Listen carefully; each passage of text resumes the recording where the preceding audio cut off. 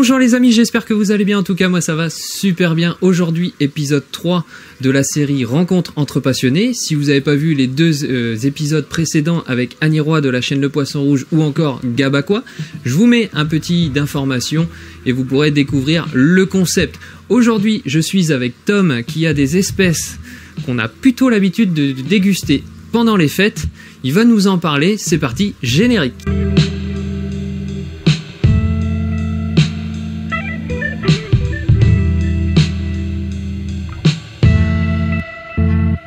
Donc aujourd'hui je suis en compagnie du coup de Tom qui m'accueille ici chez lui. Merci de m'accueillir ici pour cette vidéo. Avec grand plaisir.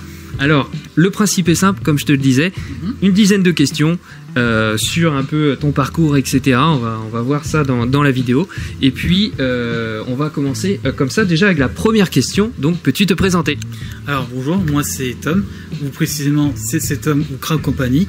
Je suis plutôt dans le secteur région rennaise, qu'on voit plus souvent à Servon, Nantes ou Saint-Brieuc. Du coup, la deuxième question, ça va être donc depuis combien de temps tu pratiques cette passion? Alors cette passion, ça c'est depuis mon enfance. Quand mon père avait commencé avec un bac de mer de 500 litres et un 1200 litres en eau douce avec des cyclides africains. Et petit à petit, j'ai commencé à m'intéresser et trouver ça joli. Et donc du coup, premier bac, je suppose. À quel âge à peu près t'avais ton premier aquarium? Alors, mon premier aquarium, c'était à l'âge de mes 18 ans. J'avais un petit 112 litres, accompagné pas de poissons, mais plutôt accompagné d'écrevisses, mais écrevisses un peu plus grandes. Par exemple, des chirax, qu'on trouve plutôt dans les ruisseaux d'Anonisie, qui font minimum 60 litres et qui sont détritivores. Donc ils vont bouffer les racines, des morceaux de plantes, ou même retourner votre bac. Troisième question maintenant. Quel est ton parcours dans l'aquariophilie? Donc tu as parlé que cette passion est née de ton père. Ensuite, qu'est-ce qui s'est passé? Ensuite, ce qui s'est passé, c'est que du coup j'ai continué ma passion avec mon père. Et on s'est dit, pourquoi pas commencer à rejoindre un club. Par exemple, le club de Servon-sur-Vilaine, qui est ouvert, petite parenthèse, le samedi de 10h à midi. C'est à partir de là que j'ai vu comment ça s'organisait et je me suis dit pourquoi pas commencer une petite passion, donc faire une sorte de fish room. Donc tu vois, faire dans mon garage et ça fait à peu près 4 ans que je le fais et que tout se passe bien. Ok, donc maintenant une bonne expérience, 4 ans, voilà, à faire. Et puis c'est pareil, le partage des clubs, hein, vous le savez, moi je prône le côté associatif des clubs, ça permet d'échanger, d'avoir différentes expériences, différents niveaux. Et donc, justement, donc avec cette expérience-là, quelle est ta vision aujourd'hui de l'aquariophilie? Alors, même si tu es plus on va dire dans le côté paludarium, toi, mais ça reste du milieu aquatique. Quelle est vraiment ta vision aujourd'hui de l'aquariophilie? Alors ma vision aujourd'hui, c'est plutôt avoir des variétés différentes et essayer d'intéresser les gens au lieu de faire, tu vois, des bacs juste avec des aquariums ou juste des bacs vraiment remplis ou juste des terrariums, qu'on essaie de fusionner un peu les deux. Par exemple, faire des sortes de chalots ou des paludariums, et comme tu avais expliqué, avec des structures moitié eau et moitié terrestre, qui peut accompagner avec par exemple des lézards, des serpents ou par exemple mes chers petits crabes. Alors donc l'expérience maintenant, donc ça fait 4 ans, tu es parti te spécialiser donc dans les crabes. Tu m'as parlé d'un petit projet que tu as présenté devant des élus. Est-ce que tu peux nous en parler un peu plus? Alors, ce fameux projet s'appelle le TECC, Terrarium Ecosystem Crab Composter. C'est un projet qui peut être utile pour ceux qui habitent en appartement et remplacer le système de composteur avec des espèces plutôt vivantes. Par exemple, si vous n'arrivez pas, par exemple, au lieu de jeter vos restes de plats ou même les épluchures, vous pouvez donner ça à par exemple aux crabes, qu'eux ils vont s'occuper pendant une semaine ou même pendant quelques heures. Et vous gaspillez vous causez aucun problème dans votre appart. Vous n'avez même aucune odeur qui va apparaître. Parce qu'avec le composteur, vous aurez ce problème de petite odeur. Et en même temps, ce qui est la particularité, c'est au lieu de gaspiller du plastique pour faire des composteurs, vous avez un aquarium où vous pouvez avoir des animaux de compagnie ou presque des membres de la famille qui vont manger en même temps que vous. Oui, puis ça a un aspect aussi décoratif, c'est pédagogique notamment pour les enfants, parce que ça permet de comprendre, et puis ça a tout un côté écologique. Donc ça, c'est vraiment, il fallait y penser finalement, d'utiliser le vivant, les crabes notamment, pour faire ça. Alors, on le voit à l'écran juste derrière nous, il y a une petite batterie ici avec quelques bacs. Combien d'aquariums tu possèdes? Actuellement, je possède 60 aquariums, donc moitié poêlarium et moitié bac rempli et à eau de mer. Ok. Alors là, la question que moi j'avais préparée, c'était quelle espèce de poisson tu préfères. Bon là, vous l'avez compris, hein, nous sommes dans les crustacés, donc quelle espèce de crabe tu préfères? L'espèce de crabe que je préfère, c'est les crabes rouges, donc vraiment en couleur comme si c'était une tomate.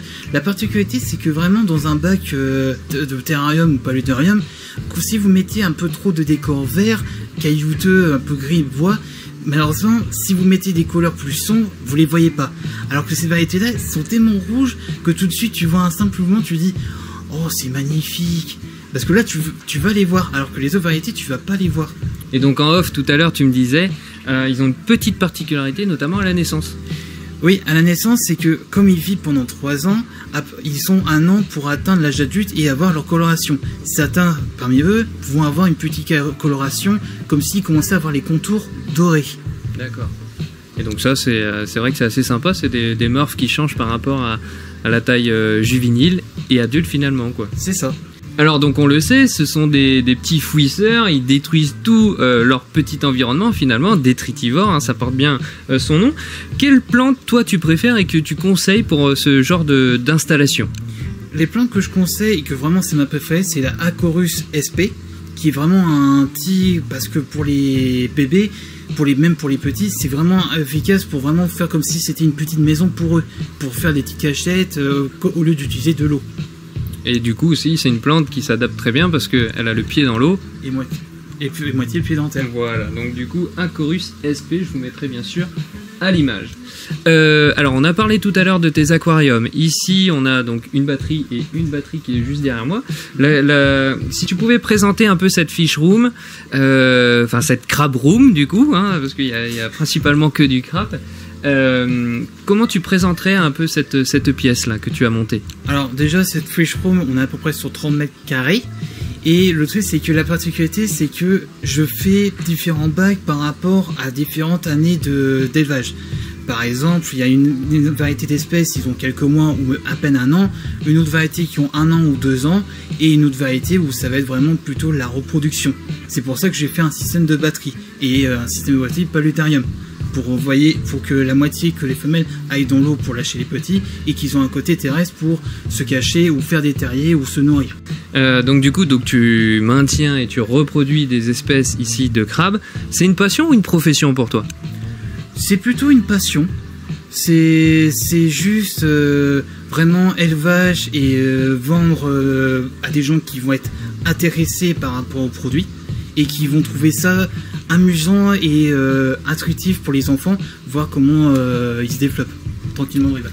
Ok, donc finalement tu fais pas on va dire de l'achat-revente, tu vas reproduire ces espèces-là et puis quand tu en as trop, et tu permets de le diffuser, c'est ça? C'est ça, c'est à peu près ce principe-là. Alors, on a parlé tout à l'heure des bourses, présent que sur des bourses, pas en magasin.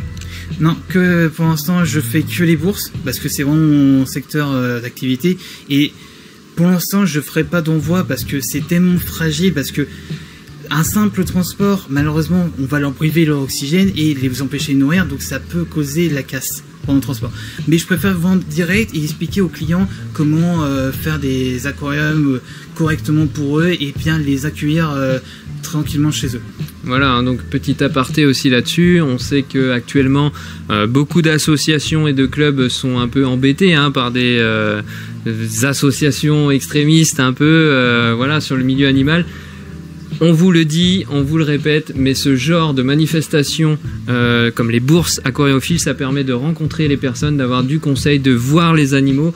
Et souvent, ce sont des animaux qui sont élevés avec passion par des passionnés, par exemple comme Tom, et qui du coup, vous aurez vraiment le conseil. Donc là, Tom, on peut le retrouver, alors plutôt dans la région ouest, en fait, finalement. C'est ça. tu fais 3 bourses, c'est ça? 3 bourses, je fais celle de Nantes qui va pas tarder à arriver, donc le 19, le Saint-Brieuc le 2 novembre et Cervon tous les premiers dimanches de mois de mars. Voilà. Donc Cervon, un petit aparté également. Cette année, c'est la 3e édition du championnat du coup de Bretagne d'aquascaping. Cette année, je suis totalement dans l'organisation, donc on va faire vraiment quelque chose qui ressemble, j'espère, à des concours comme en Allemagne finalement. Donc là, on va essayer de faire quelque chose et puis bah, vous pourrez retrouver Tom avec ses crabes évidemment sur cette manifestation. Alors, l'avant-dernière question, quels sont tes projets futurs? Mes projets futurs, c'est donc déjà faire connaître la passion des crabes et aussi de plus je fais vendre cette espèce, plus je veux amener aussi des plus grosses espèces de crabes et des variétés encore plus grosses et que ça donne envie aux gens de les acheter et de les avoir comme animal de compagnie. C'est ça, ouais, parce que c'est vrai que c'est un sacré budget finalement dans les installations, dans éventuellement l'achat et la découverte des espèces, parce que je pense qu'il y a des espèces qui valent quand même plusieurs, pas milliers d'euros, mais il y a certaines espèces qui sont assez rares et donc du coup évidemment le prix est plus cher. Donc toi, le but c'est de faire venir ici en Bretagne plein d'espèces de crabes avec du petit, du gros, et donc du coup c'est vrai que c'est il faut le soutenir dans ces projets-là. Donc si un jour vous voyez Tom présent à une bourse, il ne faut pas hésiter à aller lui acheter ses petits bébés. Dernière question maintenant, c'est qu'est-ce qu'on peut te souhaiter pour l'avenir? Alors ce qu'on peut souhaiter, c'est déjà avoir gardé cette passion jusqu'à non plus jusqu'à en avoir marre en fait, mais façon de parler. Mais vraiment, plus je compte, plus on m'encourage cette passion, plus je vais vraiment amener des choses qui vont être vraiment incroyables, que je peux donner vraiment envie aux gens. Voilà. Et donc bah ça passe déjà par un petit soutien, ça mange pas de pain. Honnêtement, donc tu es présent sur les réseaux, sur Instagram, ce que tu me disais. C'est ça. Donc n'hésitez pas à aller le soutenir. Je mettrai évidemment un lien dans la description. Sous quel pseudo on peut te retrouver sur les réseaux? Alors, vous pouvez me retrouver sur Instagram en surnom de Crab Company Tom. Et peut-être dans les projets à venir, peut-être avoir une petite chaîne YouTube. Mais ça, c'est vraiment entre parenthèses. Voilà, où tu as des projets vidéo finalement où tu expliques un peu la vie des... C'est ça. Ouais, ok. Bon bah n'hésitez pas à aller le suivre en tout cas sur les réseaux. Pour moi, on se retrouve sur une autre vidéo. Je ne sais pas quand, vous avez vu le rythme est quand même assez lent en ce moment, mais comme vous le savez, je n'aime pas faire de la vidéo pour faire de la vidéo. Là, il y avait quelque chose vraiment d'intéressant à vous faire découvrir et c'était tout le but de la vidéo. Moi, je vous dis à la prochaine pour une autre vidéo. Merci Tom pour l'accueil. Vous avez pu découvrir plein d'espèces ici à l'image que Tom possède et reproduit. Et n'oubliez pas, si vous le croisez en bourse, eh bien allez le voir. Je vous dis à la prochaine. Ciao ciao. Salut.